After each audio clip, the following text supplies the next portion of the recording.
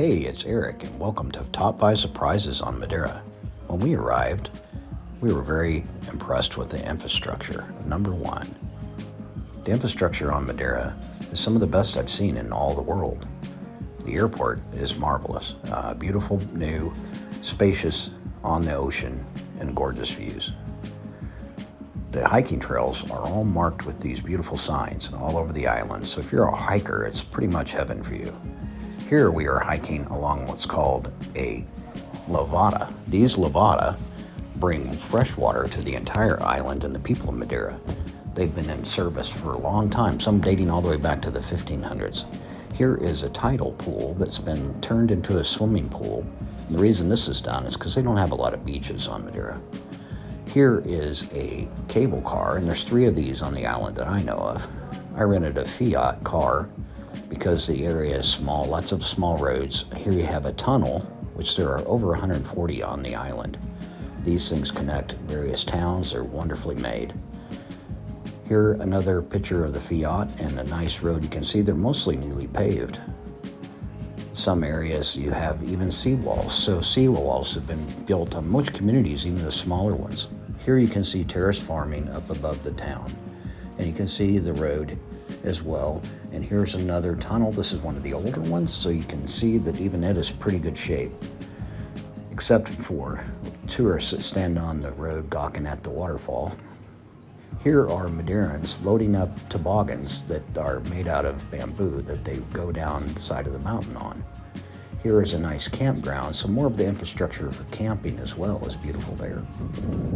Number 2, diversity of landscapes.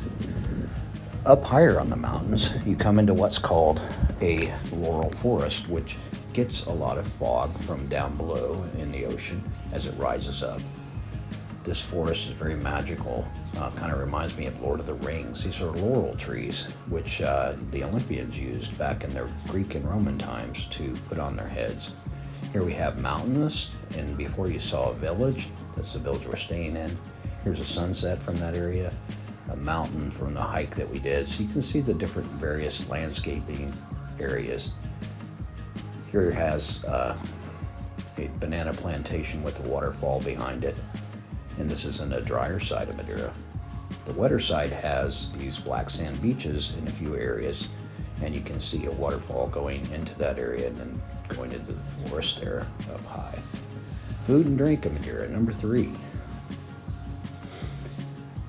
Madeirans are high consumers of fruit. This fruit we used from the yard that was really good, and we had it every day. Here we cooked some bratwurst and also bananas. Here on the island grow everywhere. They have large plantations. The town we're staying in. This is seafood spaghetti. We also went to a nice restaurant up on the mountain with a fireplace. It was nice and warm. They sold me a bottle of nice Portuguese wine that was very inexpensive. We also had a T-bone steak up there, and I'm from the Midwest, so I know what good steak is like, and it was good. Andrea had scabbard with a banana on top. It was a sweet meal.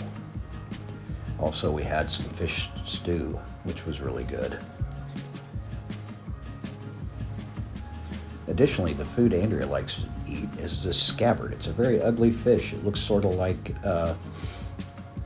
an eel, but it tastes very good. It's very soft. It's white meat. It is flaky, and there it is with its teeth and all. Slimy fish. Kind of looks like a barracuda. These are limpets. They are on the rocks, and when you pull them off, they have these little crustaceans under them. They're very good. This is a type of sea fish that they fry. And here is some more of that scabbard again. You see how flaky it is from this picture. And again, scabbard fried like a fish and chips type, and then you see the salad there. This is a meal we cooked at home. It was chicken and mushrooms, and oh my goodness, it was good. This was a restaurant in a cave that we ate in. Number 3, the plant life. The plant life on Madeira is just beautiful. This is a redwood tree. Redwoods have been planted here since the 1900s. This is just an example of the floral around the island. Lots of tropical rainforest. This is the tropical rainforest side of the island. There's some pomegranates that are growing in the yard and more tropical plants. As I said, as you go up the mountain, you hit the tropical zone and then you hit more of a different zone. Here's some flowers. We had fuchsia, and we have coming up coxcomb with a lizard on it. We used to grow this in our yard when I was little, and my mother had big coxcomb that she would grow. This right here is a hike that we were on. You can see the size of the ferns are the size of a human being.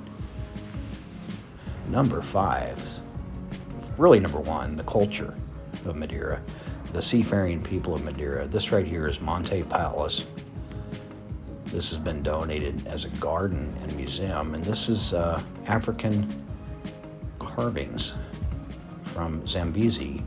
This is a Madeira sign that just tells you you're in town, and look at the streets. The streets are paved with tile, in some cases little stones, and it's just gorgeous. This is the same way all over Portugal. I've seen them work on this. It's quite delicate. They do a great job. The people of Madeira are hardworking, kind, and like visitors. The artwork in town on the doors was quite catchy and pretty. You could go down San Maria Street and see most of it. And here's more examples of the paved stones all over town. This is normal in Portugal. It's just amazing. I don't know of any other country that does it to the extent that they do. It's quite phenomenal, and I think it's quite old. Here is the bonus, the active lifestyle. This is really my favorite part of Madeira as a tourist. Here we are at a big overlook.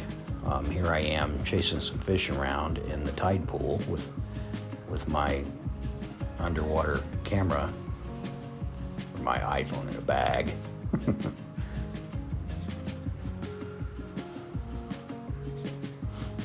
Also, the hiking in Madeira is phenomenal. We went under these waterfalls, so you can see where we hiked there. There's another waterfall on that hike. Here's me with the light on my head because there's a lot of tunnels on the hikes as well that are made just for people. No more examples of the waterfalls. Beautiful Madeiran flora and fauna. Another example of the big ferns. Tunnels that we had to walk through. I hit my head on one and kind of scraped it up.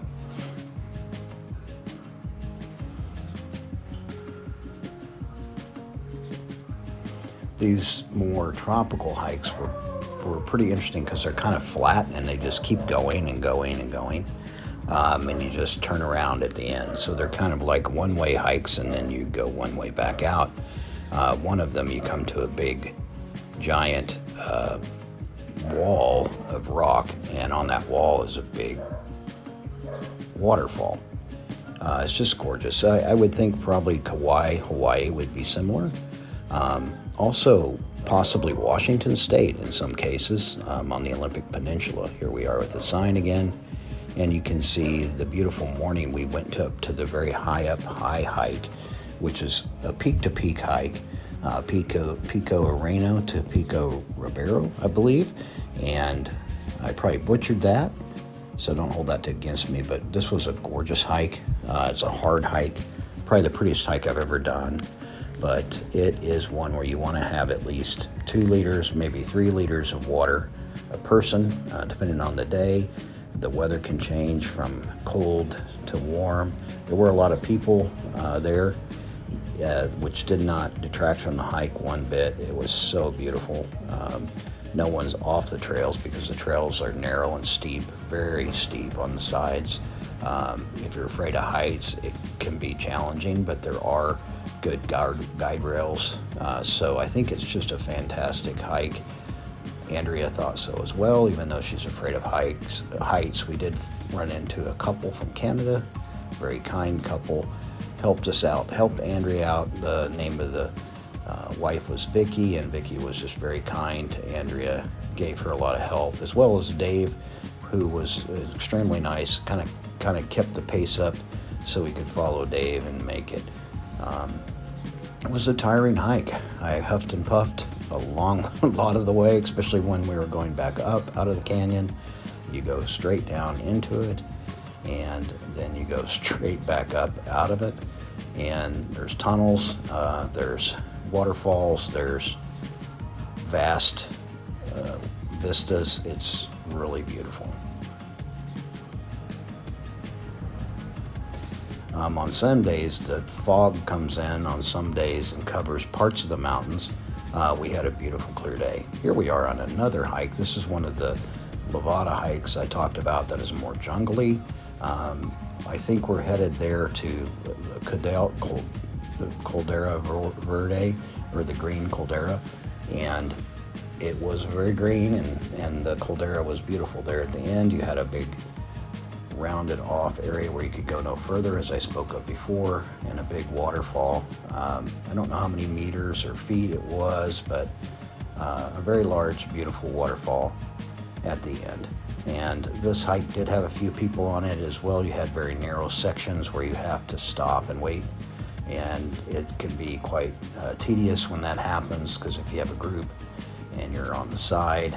Here's a picture of a trout. In these Levadas, there were trout. There I am, just getting ready to go, I guess.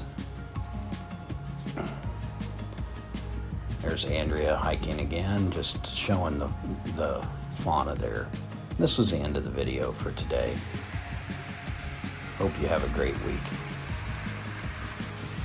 Stay tuned for more from Radical Sabbatical.